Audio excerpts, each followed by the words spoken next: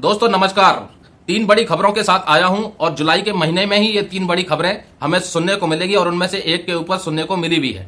दोस्तों, one rank one pension 2 की विसंगतियों के ऊपर जो चिट्ठी भेजी गई थी अपनी मांगों को लेकर के, उसके ऊपर जवाब आया है रक्षा मंत्रालय की तरफ से। सोशल मीडिया पे इसके ऊपर आपने और भी कई यूट्यूब वीडियोस देखे होंगे या फिर गूगल में भी आया होगा कि रक्षा मंत्रालय ये कह रहा है दरअसल जो मांगे रखी गई हैं उनमें से बहुत सी मांगे ऐसी हैं जिसकी वजह से कंफ्यूजन क्रिएट हो रहा है और उनको क्या चाहिए क्या नहीं चाहिए ये पूरी तरह से स्पष्ट नहीं हो पा रहा है। अब बताइए, लिखित चिट्ठी दे दी फिर भी ये कंफ्यूजन क्रिएट है कि क्या चाहिए। अरे भाई, 4-5 महीनों से धरने प्रदर्शन दे रहे हैं, रैलियां कर रहे हैं, लगातार सांसदों को ज्ञापन सौंप रहे हैं और अभी भी रक्षा मंत्रालय में बैठे ब्यूरोक्रेट्स कहीं ना कहीं समझ नहीं पा रहे कि वन रैंक वन पेंशन 2 की विसंगतियों के ऊपर भूतपूर्व सैनिकों की क्या मांगे हैं। सब कुछ लिखित में है, ब्लैक एंड व्हाइट में है, दे रखा है और वो ये कह रहे हैं कि कंफ्यूजन सा लग रहा है कि आखिर चाहिए क्या। दूसरी तरफ तर्क ये भी दे रहे हैं कि बेसिक पे को ही सही कर दिया जाए जिसकी वजह से बहुत सी मांगे सही हो जाएंगी। तो हर मांग बेसिक पे से सही नहीं होगी क्योंकि मांगे क्या है, एक तो बराबर मिलिट्री सर्विस पे होनी चाहिए, दूसरा जो डिसेबिलिटी पेंशन है वो बराबर होनी चाहिए, तीसरा जो वन रैंक वन पेंशन 2 जिन तबके के लिए मांगा गया था, जो कम सर्विस करके रिटायर हो गए थे या निकाल दिए गए थे किसी कारण से, सेना से उनको निकाल दिया गया था मेडिकली ग्राउंड से, या मेडिकली अनफिट हो गए थे या खुद निकल गए थे या प्रीमेच्योर आ गए थे, उनको तो इसका कोई बेनिफिट मिला ही नहीं है।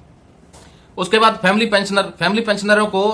60 साल 65 साल तक फुल सर्विस पेंशन मिलनी चाहिए। तो बहुत सी मांगे ऐसी हैं जो बेसिक पे से कनेक्टेड नहीं है। तो दोस्तों, वन रैंक वन पेंशन 2 की विसंगतियों पर टाल मटोल का काम ही चल रहा है, लगभग ये मान के चल सकते हैं। दूसरी बड़ी खबर है दोस्तों, इक्वल मिलिट्री सर्विस पे का कोर्ट केस दिल्ली हाईकोर्ट में चल रहा है। 31 जुलाई को इसकी सुनवाई है, लेकिन सुनवाई से पहले एक आरटीआई भेजी गई थी किसी के माध्यम से और उस आरटीआई का जवाब आया था जिसमें पूरी तरह से एमएनएस के बारे में पता किया गया था कि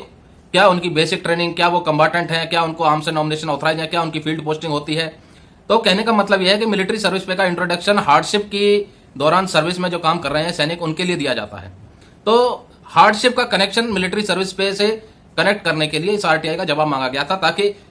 जो पक्ष है कर्मचारियों का वो मजबूत बने कि जो एमएनएस को मिलिट्री सर्विस पे दी जा रही है वो कहीं ना कहीं गलत ही दी जा रही है क्योंकि वो कंबाटेंट नहीं है, आर्म्स नॉमिनेशन उनको ऑथराइज नहीं है,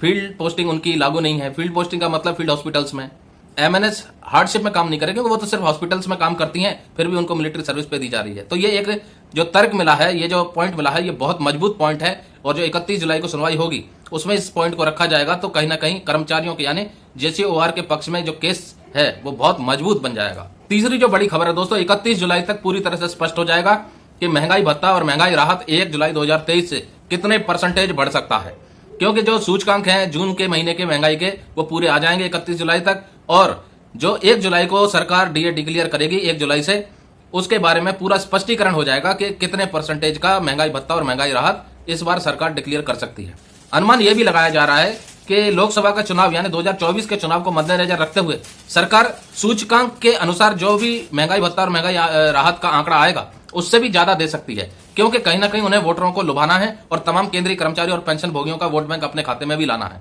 तो उनको लुभाने के लिए कुछ ना कुछ बड़े कदम सरकार केंद्रीय कर्मचारियों और पेंशन भोगियों के पक्ष में ले सकती है, जिसमें डियरनेस अलाउंस 1 जुलाई 2023 से जो लागू होने वाला है उसमें भारी बढ़ोतरी होने की संभावना नजर आ रही है। दूसरा, जो 18 महीने का डियरनेस अलाउंस और डियरनेस रिलीफ जो लगातार मांग चल रही है कि इसकी बहाली की जानी चाहिए और केंद्रीय कर्मचारी पेंशन भोगियों को जो रुका हुआ डीए का एरियर है 18 महीने का उसका भुगतान किया जाना चाहिए। तो दोस्तों, ये 3 बड़ी खबरें थी। अगली वीडियो में मिलते हैं किसी नई जानकारी के साथ और नई अपडेट के साथ। जय हिंद, जय भारत।